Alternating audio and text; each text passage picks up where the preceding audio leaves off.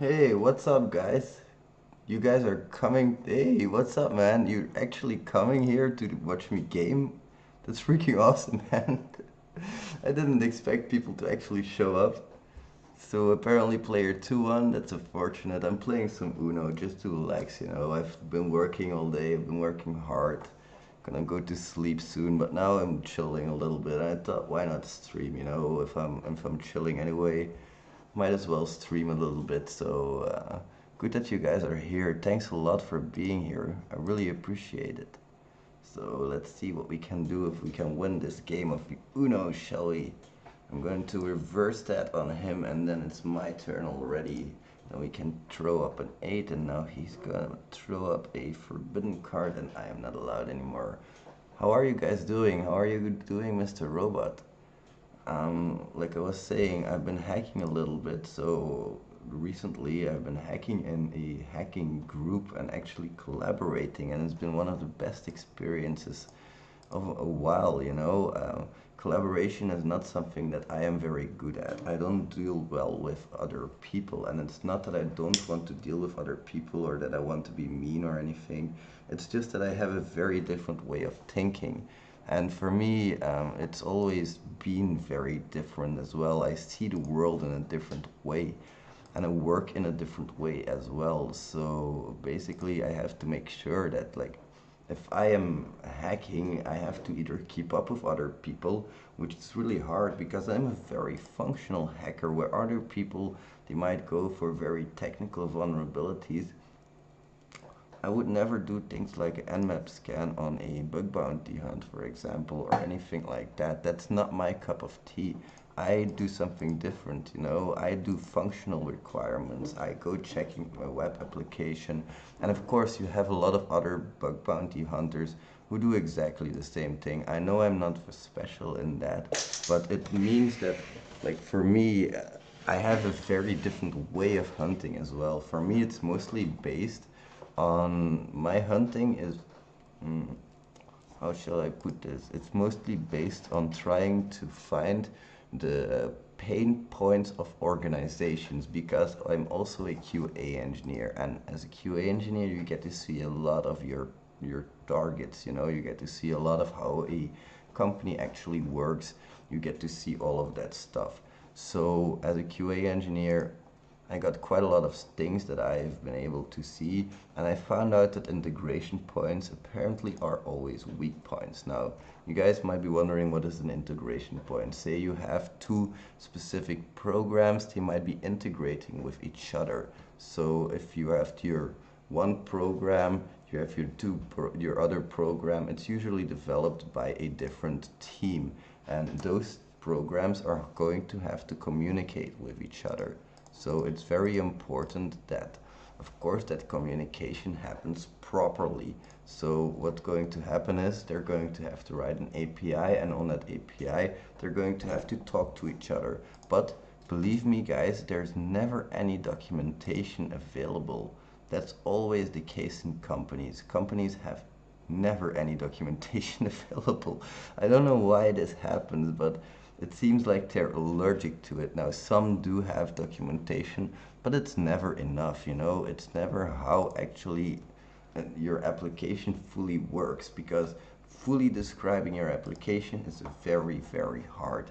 That's not supposed to happen, you know. You're not supposed to be able to like fully describe your application. That's a manual. That's what we call a user manual.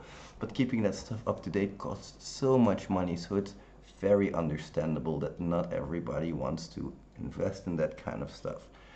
Anyway, documentation is not there. Issues arise at your integration point, and that's where we are going to have to test. So if you ever see things like an import functionality or an export functionality, anything that integrates with other things, if it doesn't matter really, just anything that seems like data is coming from a different source, that is something you're going to want to investigate, because that's where a lot of flaws are going to happen. So basically, that's where I also find a lot of my issues. And also, if you have a functionality and that functionality gets edited after a little while. So after a little while, let's say you build a product functionality right now, and after 4 months your product manager comes in, hey, we need to change this completely, but I don't know how about you guys, but if I write my source code now, 4 months down the line, I will not know what's happening anymore. It's as simple as that. So basically, there will never be any documentation either. So about that, that's where most vulnerabilities arise, in my opinion. So that's why basically I always do my software testing around those points. I have full focus around them. And basically, like things like IDORs is what I'm going to look at, broken access control is what I'm going to look at.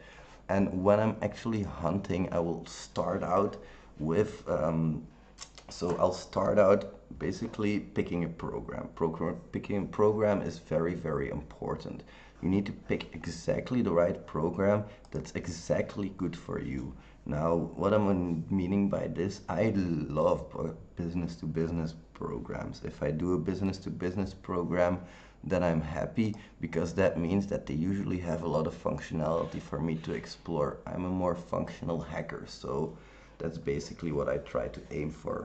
Now, I try to aim for business to business programs, and then it's also important that I do it right, of course, that I have the proper, how shall I put this, that I have the right program in front of me. Some business to business programs will not give you credentials or trial accounts, for example. I always need to have those trial accounts because I don't want to hack my way into their system. That's a complete waste of time. I don't want to do that. So I'll be attacking business to business applications, and while everybody is busy starting up their scanners, I'll start up my Burp Suite. Basically, I'll go through my application manually because it's very important to me that I do things right. I do things fully. I'm a perfectionist and I need to know every single functionality that the program has to offer me. That's very, very important. It's important because later down the line, if I see a vulnerability, I need to be able to recognize it as well. Of course, that's very important. I need to be able to recognize it, but a lot of things, if you're hacking on it, of course, you need to know them very thoroughly to even be able to start hacking on them. That is something that's very logical, but a lot of people seem to forget. And that's where most of our hacks are going to come from as well. We are going to very, very thoroughly know, like, okay, oh, sorry, there's a 5. We are going to very, very thoroughly investigate our application, and we're going to know which functionalities can be impacted and which functionalities are connected with each other. We are basically going to use our application like any normal user would. That's at least what I do. So that's my beginning steps, and of course when I do that, I register my account with a cross-site scripting attack vector. That's really important because that cross-site scripting attack vector is going to mean that later down the line, if I have anywhere that the application uses my name, then I'm going to have, there we go. So if the application will use my name, I will automatically be testing for the cross-site scripting attack vectors. Usually I'll also mix an SSTI in there, but unless, of course, I'm pretty sure that SSTI is not a thing, then I'm not going to waste time on it. That's pretty normal. I think everybody's going to think that way.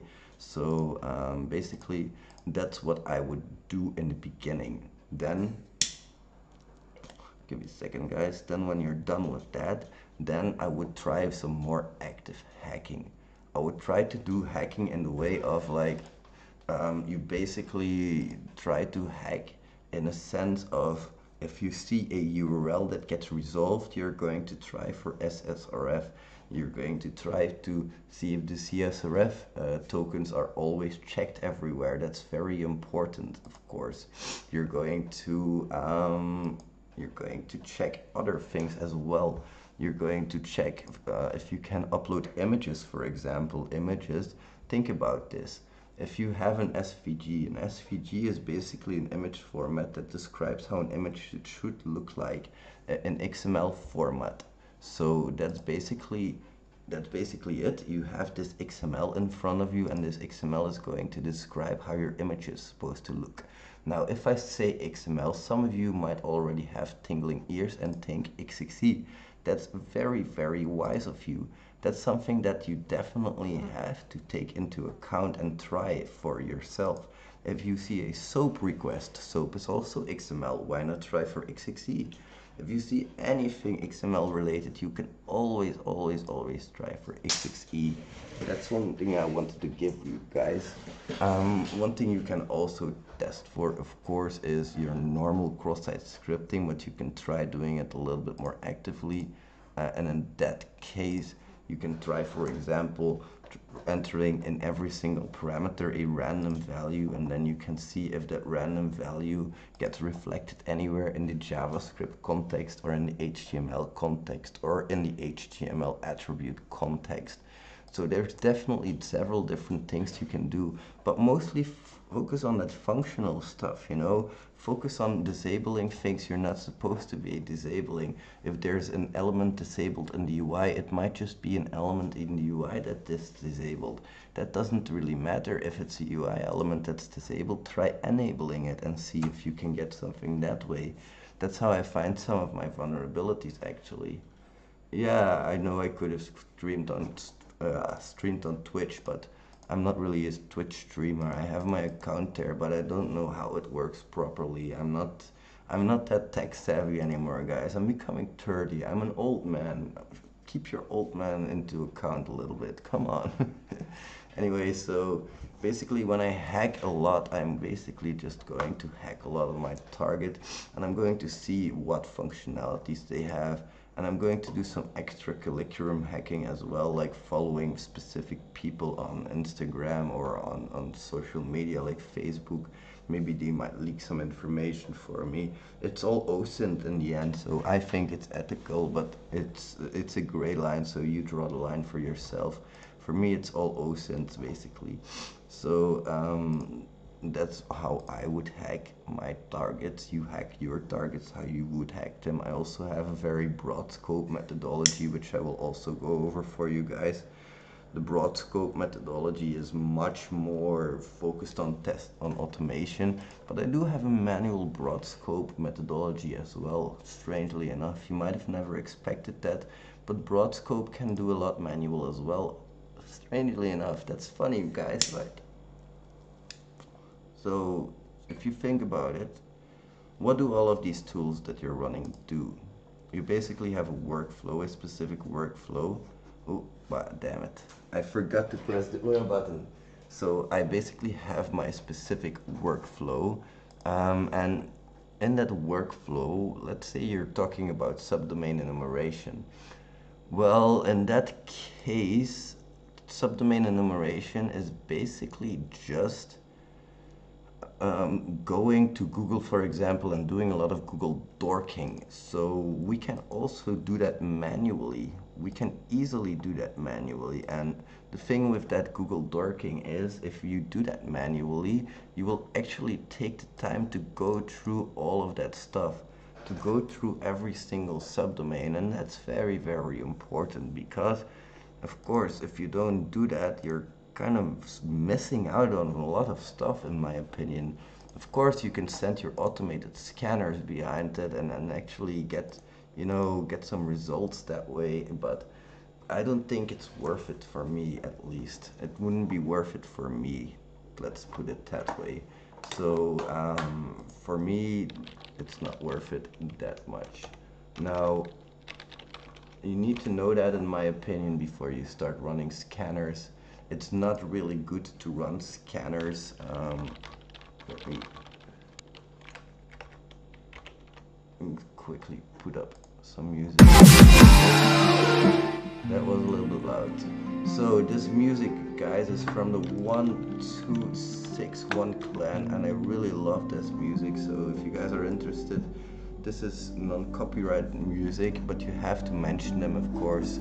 And of course, why not? They did such a good job about it as well.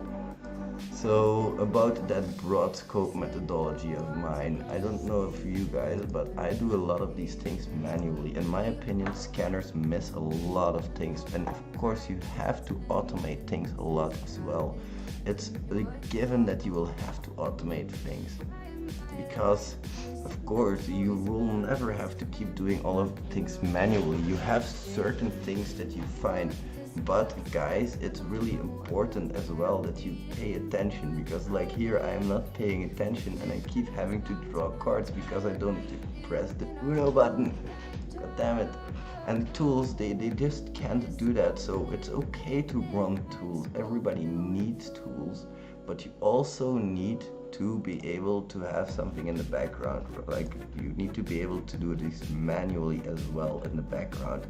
You need to go behind it for yourself, do it yourself, all of this, and see what's happening, and see if you can't find anything yourself that your scanner is missing, that you can add to your scanner, because that's what automation is all about. Of course, automation is about running tools other people have built and using them, but automation is also very much about creating your own tools or maintaining other people's tools and building upon them. That's also very important. So a couple of deep truths here in this guild, in this community gathering tonight, where we're playing a bit of Uno basically. Oh right, I can't draw any card, there we go. So I hope you guys enjoyed this stream. If you guys have any questions, feel free to ask them. I would be happy to answer them. Now, for one thing you can also do in your broad scope methodology is, and this is really something important in my opinion, is you have vulnerability scanners. You have vulnerability scanners like Nuclei, and they provide a certain amount of templates for you, which is fine. Those templates are really good, really fun. But the thing is, like with those templates, you have to be careful because everybody uses the same exact templates, and that's kind of messed up, you know. Because if everybody uses the exact same templates, damn, that guy is really screwed. If everybody keeps using the exact same templates, everybody is going to find exact same vulnerability types. Of course, that's normal. That's normal as can be. So try to, let's Uno real quick, there we go. Try to write your own templates for it, why not? It's not that hard. I've looked at it basically, and it's very simple to write a Nuclei template. It's just a YAML file, and you guys can expect a course on that soon, because I love Nuclei templates, and that's going to be the future in my opinion. It's amazing. I don't know if you guys have heard about those things and how to make them yourselves, but you can easily look for CVEs online and then just translate those into a YAML file, and that's really fun to do that as well, because you learn a lot, and that's really important for me, is the learning aspect of all of this. We are all hackers. That is what hacking is about, is keeping learning. And I keep dropping that. Dang it. But that's okay. There's one here as well. So guys, thank you very much for watching. I really appreciate you being here with me at this late hour. I'm just winding down before I go to bed, playing a little bit of a game, chilling a little bit with you guys. It's fun to have you here. Thanks for being in the chat.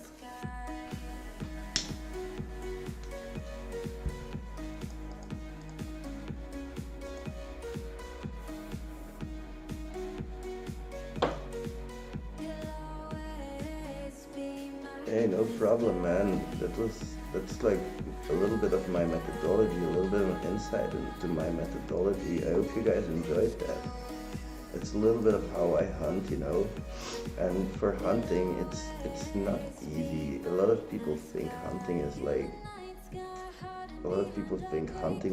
easy. Well, I wouldn't say easy, but they think it's like hacking. And Bug Bounties is nothing like hacking. This is really important, guys, so I'm coming a little bit closer. Bug Bounties is nothing like hacking, I can promise you that. And I say this because I've been through it. Bug Bounties for me is nothing like hacking for one simple reason. We get the leftovers, basically. What has already been hacked by an internal penetration tester and maybe 10 other hunters before us. now we get to test it, so we basically get leftovers. But that doesn't mean we can't find anything. We just have to outsmart them. We have to think smarter than everybody else, and it's not as hard as everybody thinks. Of course, you do have to find some good vulnerabilities and hope that they're not duplicates, because that's always what I'm scared of as well. It's like, oh no, please don't let this be a duplicate. Please don't let this be a duplicate. So yeah, I wish you guys a fruitful hunt if you guys are going to hunt, and a 0 duplicates for years to come. I hope you guys get like 50 million bounties, and I hope you guys are getting the best criticals out there. That is what I wish for you guys. I have no cards for that. I do have a card for that, mister. Thank you very much. Oh, that's not very nice of you. Oh, that's not very nice of you. Oh, no.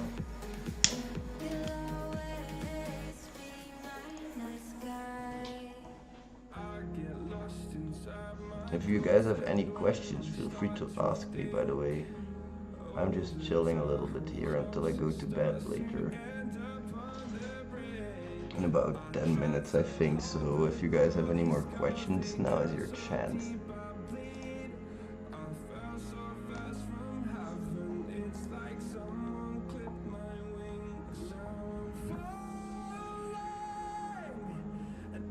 Oh, still by third.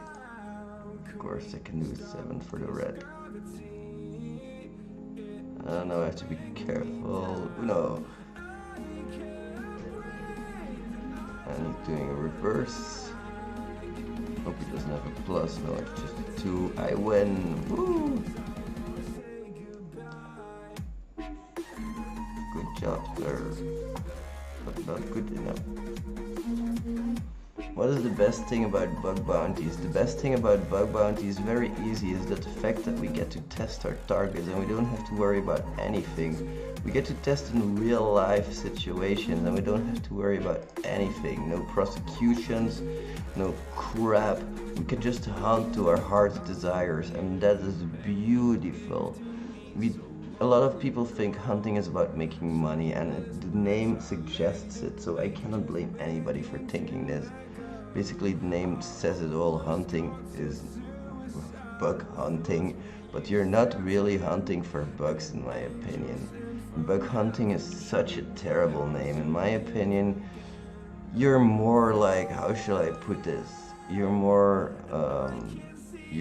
testing a target against your skill level to see if it's safe. And if it's safe against your skill level, then it's good, of course. If it's not safe against your skill level, well, then report it and you're going to get paid for it. But Bug Bounties is not like people think, where you can get free money. Of course, companies are not going to give out free money. That's not how things work. It's as simple as that. So basically, the best thing about Bug Bounties is that we get to test whatever we want, whenever we want it, and we never have to worry about anything or anybody.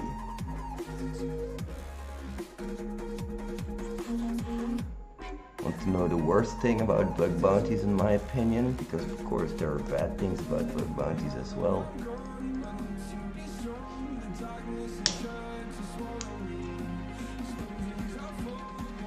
You know that Bug Bounties, the worst thing about it is that only one hacker can find a vulnerability. And it's about a pay for effort, pay for find kind of deal, not a pay for effort kind of deal, unfortunately. I wish it was, because if it was a pay for effort deal, I think a lot of people would be happier for it. But hey, maybe we can set up something in the future. There seems to be a big hunger for it, and I think we can get some things done. But first we need to learn to collab properly. It's really hard, and the bug bounty industry is still very young as well. That's something that's of influence, of course, as well. Let's see, no card. Let's draw a new card. Dang, I'm getting bad cards here. Mr. RNG is not on my side.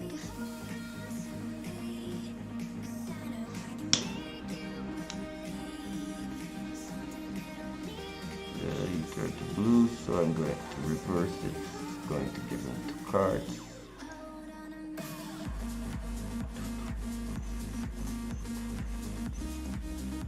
guys should have been in the server this evening. It was really fun. We did some karaoke and we played some games. Really fun. Just a shame that I have to get up in a few hours already. I should really go to bed. Just one more game.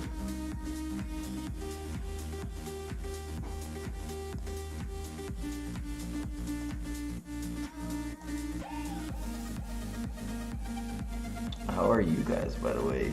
Is everything okay with you? No, we don't have anything there. There we go. And you won. Okay. I think I'm a complete beginner, so better learn coding first. For me, it took me 7 years of basic IT practice, and I started even before that. I started creating websites when I was 16, 17 years old. So, and I'm now 29, and that's when I started, 28 years old. That should tell you a little bit about how and what. So I did spend a lot of time working on my profile, on my character, and it actually worked. It made me into the person that I am today. I had a lot of fun today. It was a lot of fun. Thank you so much, amazing hackers, for being here. I had so much fun, and I will not forget this day soon. You guys are the world to me. I cannot stress that enough, how important you are for me, and thank you so much. I will see you later.